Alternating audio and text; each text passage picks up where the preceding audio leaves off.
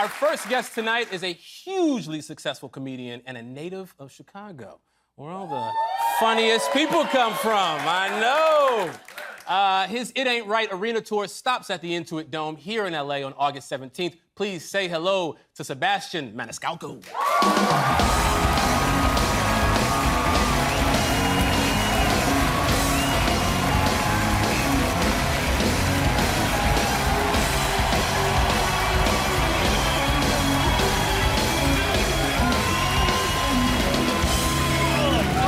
Oh my God! I smell money. You know what? Trying out a little rust color. Okay. A lot of people go black, blue. I go rust in July. So nice to be here. Give it up for Lamorne for My goodness. It's interesting seeing you in this seat because I've also seen you in this seat. You've also hosted this show before. Well, I'm actually a little jealous. I did host the show, but I hosted during COVID.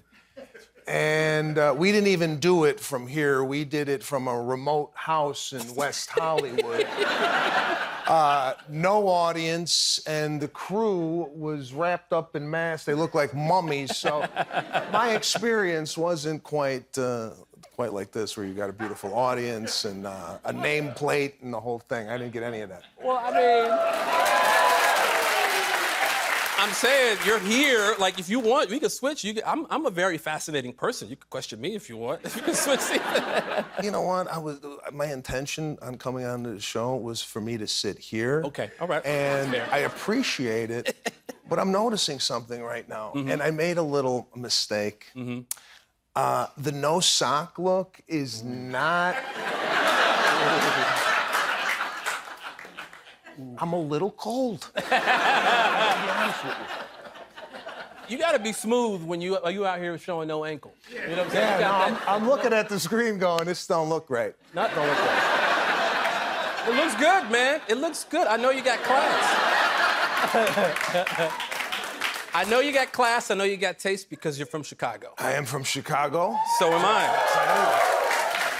So am I. Like, where exactly in the city are you from? What part of the city? See, I knew you were gonna do this. I have to. I knew you were gonna do this. I'm taking it you are from Chicago, Illinois, right? I'm from the South Side. You're from the South Side. South Side. That's real Chicago. I am from Arlington Heights. Which is a suburb outside the city, so I can't play with that with you because you're from Chicago. But when other people ask me where I'm from, I say Chicago because no one knows where Arlington Heights is. Well, you said, but I moved to the burbs. I lived in Glen Ellen for a while. Oh, wow, Yeah, okay. College of DuPage. All right. Yeah, Was that a junior college, right? Yeah, it's junior college. Why you say it like that? COD. COD, College of Dreams, you know. Now, people love Chicago for the summertime. You know what I mean? Like, how'd you spend your summers in Chicago? Were you partying? Were you working? What were you doing? So this is what I was doing. I come from the type of family where there's no real summer break, spring break. You go right from school right into a job, right? So when I was about 9 years old, I had a lawn cutting service with my buddy John, who lived across the street. Okay. And I was allergic to grass and ragweed. So I was wearing a mask cutting lawns, and we had a lawn across the street. It charged $8. This is what, 19? You were rich. 81. Yeah, $8 was a big payday, but they paid in check, and I'm like, come on, you don't got $8 laying around the house? So I had to take the check and go to the bank on Saturday to deposit it. Nowadays, Venmo's a thing. Kids are always like, I'll take Venmo if I'm trying to tip somebody. They go, I'll take Venmo. And I'm like, what's your thoughts on that? I don't have Venmo. You take out cash nowadays, and especially people in their early 20s, they think it's like kryptonite. I went to go pay, and the kid's like, what is that? And I'm like, it's money. I'm gonna... They don't even have registers. The guy's like, I don't even have a register. You have like a Venmo? I go, no, I don't. Venmo. Yeah, Venmo's not really my thing. When you go out, I used to frequent the scene a little bit, especially in the burbs too. Did you ever go out? Did you ever kick it other than work? Well, I come from an era where we went dancing, right? Now, people don't really... Yeah, that's how we met girls. Like, we didn't have, like, the internet back then. We didn't sit on our toilet and scroll.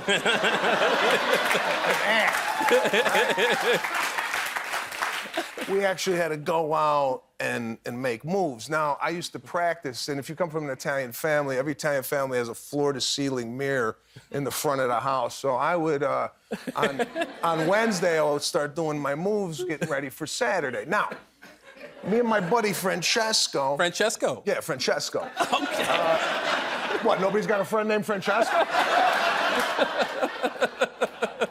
We bought Italian Boys T-shirt, button-ups, so they had said Italian Boys on the back, like we had to let people know we were Italian. I tried that with me and my boy. We put black boys on the back. But people were like, no. Like, oh yeah. Yeah, so it was similar. So we went out and we danced, and we went to like teen dance clubs growing up, and then we went to like, adult dance clubs. So that's all we did was kind of dance our way through. Wait. You went from teen dance clubs to strip clubs? No. You said adult. You said adult dance clubs. Strip clubs. I never got into strip clubs because then you're sitting there and then, you make eye contact and you kind of come over. I'm not that guy. I'm not the like. So I danced, and I actually, I think it goes black people, Spanish people, Italian people when it comes to dancing. Yeah, so I agree. I like to say I'm a pretty good dancer. You're a pretty good dancer. Yeah. Oh, okay. I mean, listen. I wasn't planning on doing this, but I'm freezing, and I might want to move around a little bit. Okay. Are we about to? Yeah. Now, if we get the band to play, like maybe like a little club music, I'm not that mobile right now. I got sciatic pain ripping down my right leg.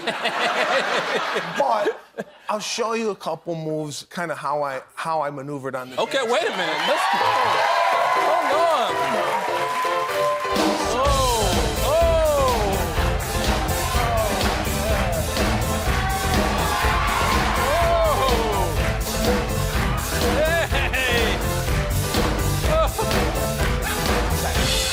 That was it? Pain. That was it? The leg's acting up. It's the sciatica. Sit down. It's the sciatica. It's the sciatica. Oh my gosh, man. Mm-hmm. So that what do you call that move?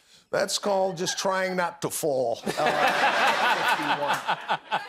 Ladies and gentlemen, we got more with Sebastian Maniscalco right after this. Welcome back. I'm here with Sebastian Maniscalco. So the tour is called It Ain't Right. Yeah. Quick question.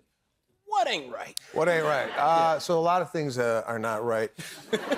What I'm seeing here in California, I don't know if it's anywhere else. When you go out to a restaurant, right, there's a service charge now, and then a tip. And I'm asking, I go, what's the service charge for? They're like, well, it's for a higher wage, it's for a tip, it's for the forks, the knives, the napkin. I feel like I own the restaurant when I go out. What are the restaurant owners paying for? I mean, it's service charge, it's tip, it's an apron, the parking.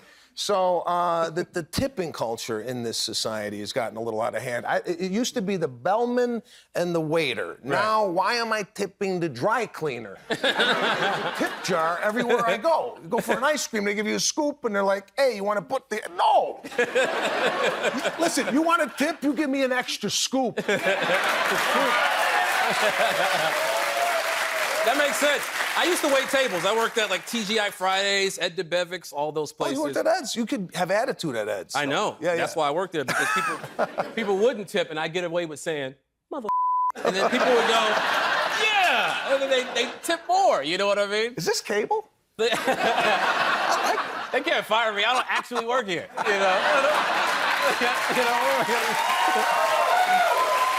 Now, this caught my eye.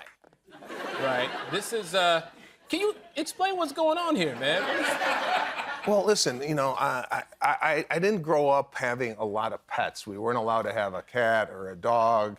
So what we got was a bird. We had a parakeet. His name was Pasquale. Wait a minute. Wait. So you got a friend, Francesco? That's his name? Francesco and Pasquale. Pasquale. Okay. Yeah. Yeah. Okay. I don't have any friends named Tim or Tom or Bill. It's with an O or an I. That's how you get in to be my friend. Okay. So I'm screwed. So I came down one morning and the bird was belly up in the bottom of the cage, and my mom's like, well, you know, he's sleeping, and next thing you know, the bird was gone the next day. So I don't know. We did this photo shoot, and I said, bring a bird in here and let him crap on my hand, and it's a fake bird. It's a fake bird, and that's ranch dressing. Is it real? Hey, look. They look extra chunky. Now, you talk a lot about your family in your stand-up. Do they ever travel with you? Do they ever give you Do they ever, like, is it weird speaking about them while they're in the wings, just kind of watching? Like, what's the deal with that? Well, my kids were there over the weekend in Atlanta, and it's the first time they've seen me perform. They're 5 and 7, and my daughter comes backstage and she's like, "Oh, Daddy, now I know how you make money. Every time someone laughs, you get $1."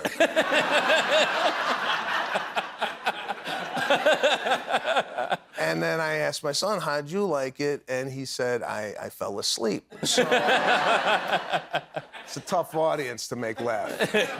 Now, you'll be the first comedian to play the Intuit Dome here in LA, right?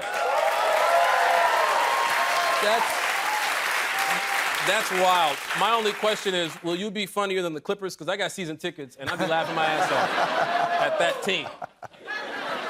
Really funny squad. Yeah, it's crazy. I moved out here 25 years ago. I used to play anywhere they used to have comedy. I was there. There used to be a place called Miyagi's on Sunset Boulevard. It was a sushi joint, and they threw up comedy on Tuesday nights. So people would be eating a tuna roll, and next thing you know, I'd be sitting there on the Miyagi's bridge doing jokes, and they're like, "What's going on here?" So, you know, fast forward 25 years, and I'm going to be the first comedian at this beautiful. It's a beautiful arena. I went and I did a tour.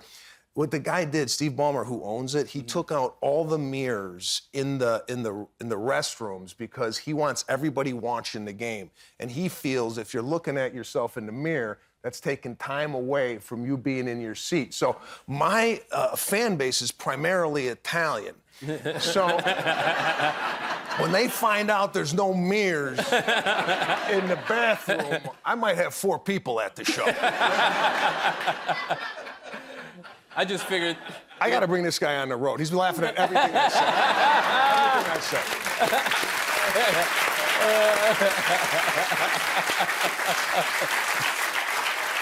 Now, I'm hearing 5 nights at Madison Square Garden. You're about... sellouts. All sellouts.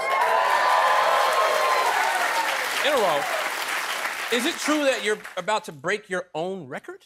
Yeah, listen, I don't know about records, or last time I did it, there was 4, now we're doing 5. I'm very flattered that a lot of people in the New York City tri-state area are coming out to see me do comedy, but I didn't get into this to play Madison Square Garden. When I moved out here in 1998, that's all I wanted to do was stand-up comedy for a living. I just wanted to pay the bills because I really, really enjoyed doing this, and it's kind of exploded to a place where I never thought it would go, and I'm very grateful that people come out, especially nowadays. I think people are looking for a distraction with the news, and people come up to me and go, "Man, my mother's in the hospital, and you took me away for an hour and a half. I forgot all about it." So for me to hear that when I do stand up, it's more than any.